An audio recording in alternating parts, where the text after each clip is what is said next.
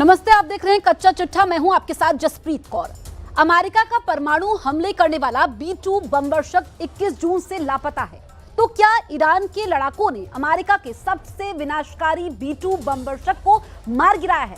क्या ईरान और इजरायल के बीच 12 दिन चली जंग में ईरान भारी पड़ा है? और क्या गाजा में सीज फायर का मतलब नेतन्याहू के सरेंडर से है? इन तीनों सवालों के जवाब दुनिया जानना चाहती है। वहीं ईरान के एटमी ठिकानों की नई सैटेलाइट तस्वीरों ने व्हाइट हाउस में हड़कंप मचा दिया है।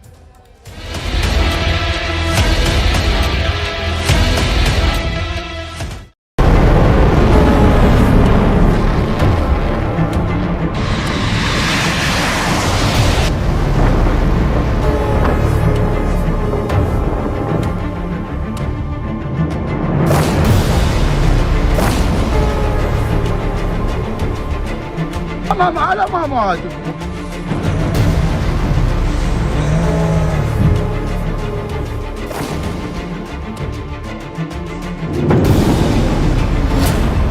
कहां गायब हो गया अमेरिका का B-2 बॉम्बर?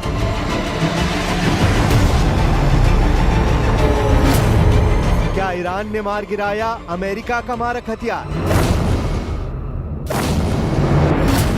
क्या है अमेरिका के सबसे ताकतवर वेपन की मिस्ट्री? 13 जून से 24 जून तक दुनिया ने उस जंग को देखा है जिसमें ईरान, इजराइल और अमेरिका ने अपने बारूदी कारखाने के सबसे ताकतवर हथियारों का इस्तेमाल किया। उन्हीं हथियारों में से एक नाम है उस B-2 बॉम्बर का, जिसका इस्तेमाल ईरान की सबसे खतरनाक न्यूक्लियर स्टोरेज साइट्स पर किया गया। विनाश के इसी विमान से ईरान में तबाही की पटकथा लिखे जाने का दावा किया जा रहा है। लेकिन कहानी सिर्फ अब ये नहीं है।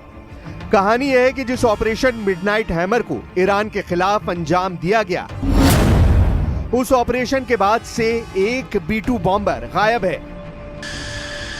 और इसी गायब विमान की पहेली को दुनिया समझना चाहती है। लेकिन इसे समझने के लिए शुरू से उस मिशन की पूरी कहानी समझनी होगी, जिस मिशन की नींव ईरान के खिलाफ इजराइल ने 13 जून को रखी थी। यह मिशन था ऑपरेशन राइजिंग लायन। जब दुनिया के कई हिस्से चैन की सांस ले रहे थे, उस वक्त सेंट्रल एशिया के ईरान में अचानक सायरन गूंजने लगे। इजराइल ने ईरान के खिलाफ एक बहुत बड़े मिशन की शुरुआत की थी। यह मिशन था ईरान के न्यूक्लियर प्रोग्राम के खिलाफ, ईरान के वैज्ञानिकों के खिलाफ और खामनेई के करीबियों के खिलाफ। उस दिन इजराइल ने ईरान पर जोरदार हमले किए, जिसमें ईरान ने अपने कई परमाणु वैज्ञानिकों को खो दिया। हमले में ईरान के कई बड़े कमांडर मारे गए और बड़े पैमाने पर ईरान के मिसाइल बेस को नुकसान पहुंचाया गया। Israel launched Operation Rising Lion, a targeted military operation to roll back the Iranian threat to Israel's very survival. This operation will continue for as many days as it takes to remove this threat. लेकिन ये कहानी यही नहीं रुकी। जवाब में Iran की तरफ से इजराइल के खिलाफ ऑपरेशन ट्रू प्रॉमिस पार्ट 3 की शुरुआत की गई। ईरान की तरफ से इजराइल की राजधानी तेल अवीव समेत कई शहरों पर धुआंधार बमबारी की गई। भले ही इजराइल के डिफेंस सिस्टम ने ज्यादातर हमलों को नाकाम कर दिया, लेकिन ईरान की कई मिसाइलें इजराइल के डिफेंस सिस्टम को चकमा देने में कामयाब रहीं। البته ملت ایران و مسئولان کشور در برابر این جنایت سکوت نخواهند کرد و پاسخ مشروع و قدرتمند جمهوری اسلامی ایران دشمن را از اقدام احمقانه خود پشیمان خواهد کرد. ये सब कुछ 20 जून तक ऐसे ही चलता रहा। पर्दे के पीछे से अमेरिका लगातार इजराइल को सपोर्ट कर रहा था, लेकिन बार बार अमेरिका की तरफ से ये जरूर कहा जा रहा था कि अगर न्यूक्लियर डील के लिए ईरान राजी हो जाता है तो ये उसकी भलाई के लिए होगा, और अगर ईरान ऐसा नहीं करता तो इसका अंजाम ईरान को भुगतना होगा। लेकिन ईरान पर अमेरिका की धमकियों का कोई असर नहीं हुआ और फिर 21 जून से 22 जून के बीच एक ऐसे सीक्रेट ऑपरेशन को शुरू किया गया जिस ऑपरेशन को अमेरिका ने नाम दिया मिडनाइट हैमर। इस ऑपरेशन का मकसद था ईरान के सबसे बड़ी न्यूक्लियर साइट्स की तबाही। और इस मिशन के लिए अमेरिका ने चुना अपने सबसे भरोसेमंद हथियारों को, B-2 बॉम्बर और bunker buster bomb. Stealth technology से लैस B-2 बॉम्बर के जरिए इस्फहान, नतांज और फोर्दो न्यूक्लियर साइट को टारगेट किया गया। उन पर बंकर बस्टर बम बरसाए गए। इस दौरान 7 B-2 stealth bombers, 14 GBU-57 MOP बम, 30 से ज्यादा टॉमहॉक क्रूज मिसाइल और 125 विमानों का इस्तेमाल कर ईरान के परमाणु ठिकानों पर सटीक हमले किए गए। अमेरिका ने चतुराई भरी रणनीति और डिकॉय का इस्तेमाल कर ईरान की रक्षा प्रणालियों को चकमा दिया, जिससे ईरान कोई जवाबी कार्रवाई नहीं कर पाया। दावा किया जाता है कि ईरान के परमाणु ठिकानों को तबाह करने के बाद ये 7 B-2 बॉम्बर्स बिना किसी नुकसान के अमेरिका वापस लौट आए। लेकिन यहीं से कहानी में एक नया मोड़ आता है और एक नई कहानी शुरू होती है। कहानी एक B-2 बॉम्बर के गायब होने की। रिपोर्ट्स में दावा किया गया है कि एक B-2 बॉम्बर वापस बेस नहीं लौटा। ये कोई आम विमान नहीं था। B-2 जो रडार की पकड़ को चकमा दे सकता है, जिसकी कीमत $2 बिलियन है और जो अमेरिका की सैन्य ताकत का सबसे सीक्रेट वेपन है। फिर यह सवाल उठा कि वो गया तो गया कहां? क्या ईरान के मिसाइल डिफेंस सिस्टम ने उसे गिरा दिया या अमेरिका खुद इसे सीक्रेट रख रहा है? इस रहस्य से पहले भी इतिहास में कई लापता विमान जुड़े रहे हैं, लेकिन इस बार दांव पर सिर्फ एक विमान नहीं बल्कि पूरी रणनीति है। क्या ट्रंप के नेतृत्व में हुई एक खुफिया कार्रवाई फेल हो गई? अगर नहीं तो सवाल वही कि आखिर इतने दिन बीत जाने के बाद भी वो 7वां B-2 बॉम्बर कहां है? ये सवाल दुनिया इसलिए उठा रही है क्योंकि अमेरिका की तरफ से लगातार इस मिशन के सफलतापूर्वक पूरा होने का दावा किया जा रहा था। इस गायब B-2 बॉम्बर ने अब अमेरिका और ईरान के बीच एक नई साजिश भरे अध्याय की शुरुआत की है। तो क्या वाकई ईरान के डिफेंस सिस्टम ने B-2 बॉम्बर को धराशायी कर दिया? इन सवालों की पड़ताल करने के लिए ईरान के डिफेंस सिस्टम को भी समझना होगा। दावा किया जाता है कि ईरान का एयर डिफेंस सिस्टम हाल के वर्षों में बेहद हाईटेक हो चुका है। खासतौर पर बावर 373 और खुदार्द 15 बेहद एडवांस है। माना जाता है कि ये रूस के S-300 के जैसी काबिलियत वाले डिफेंस सिस्टम है। क्या इन्हीं एयर डिफेंस सिस्टम से B-2 बॉम्बर को लॉक करके गिरा दिया गया? ये विमान से जुड़ा रहस्य इसलिए और ज्यादा गहरा गया है क्योंकि अमेरिका खामोश है।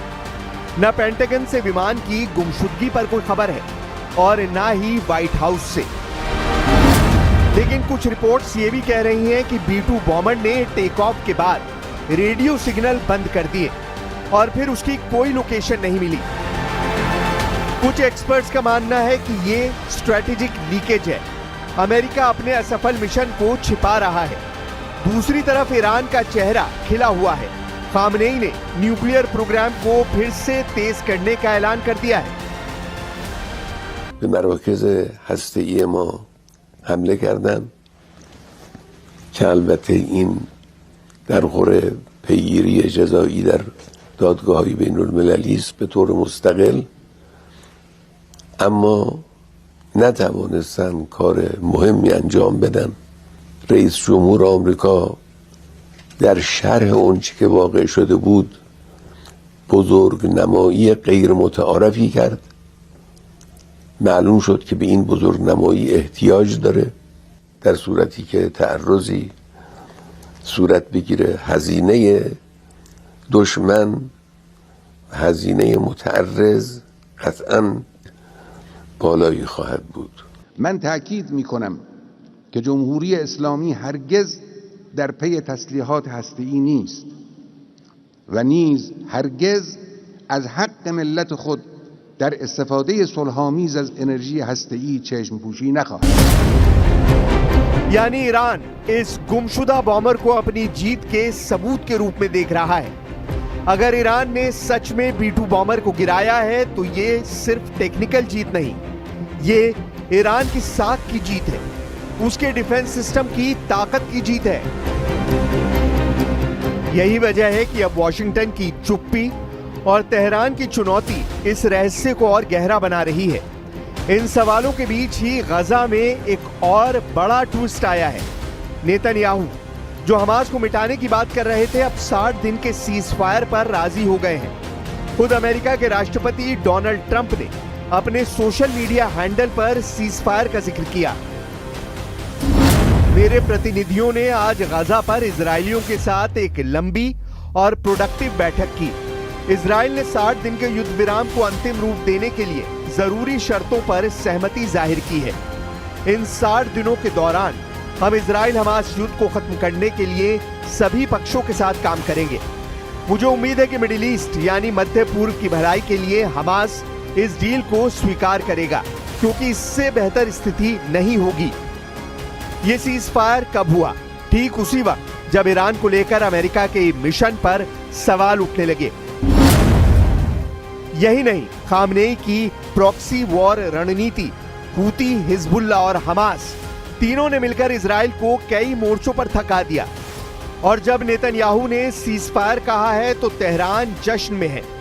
खामनेई ने एक तरह से मान लिया है कि गजा में ईरान की जीत हुई है। अमेरिका ने इस बीच सीरिया पर से प्रतिबंध भी हटा दिए, शायद क्षेत्र में तनाव को कम करने के लिए। लेकिन असली संदेश ये गया कि ईरान अपने ट्रैक पर डटा है और उसके प्रॉक्सी इजराइल को घायल करने में जुटे हैं।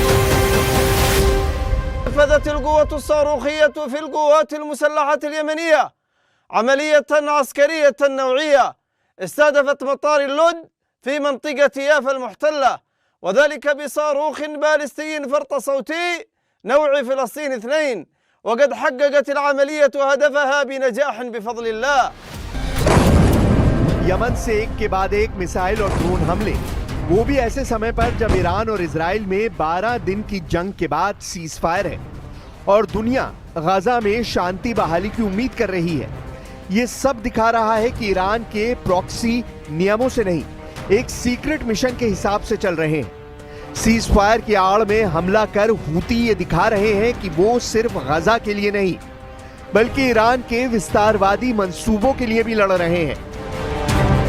ونفذ سلاح الجو المسير في القوات المسلحة اليمنية 3 عمليات عسكرية استهدفت 3 أهداف حساسة تابعة للعدو الإسرائيلي في مناطق يافا وعسقلان وأم الرشراش في فلسطين المحتلة، وذلك ب3 طائرات مسيرة। ईरान के प्रॉक्सी के लगातार बढ़ते ये हमले इजराइल की चिंता की वजह बन गए हैं। यही वजह है कि इजराइल भी ईरान पर आरोप लगा रहा है कि उसके बनाए संगठन उसके हाथ से निकलते जा रहे हैं। उन्होंने लेबनान, इराक और यमन में उन प्रॉक्सी ताकतों को खड़ा किया, लेकिन उन पर उनका पूरा नियंत्रण नहीं है। और जब हमने ईरान की ज्यादातर क्षमताओं को खत्म कर दिया, तब भी हमने देखा कि हिजबुल्लाह इजराइल के खिलाफ युद्ध में शामिल हुआ हो। और जब हमने ईरान की ज्यादातर क्षमताओं को खत्म कर दिया, तब भी हमने नहीं देखा कि हिजबुल्लाह इजराइल के खिलाफ युद्ध में शामिल हुआ हो।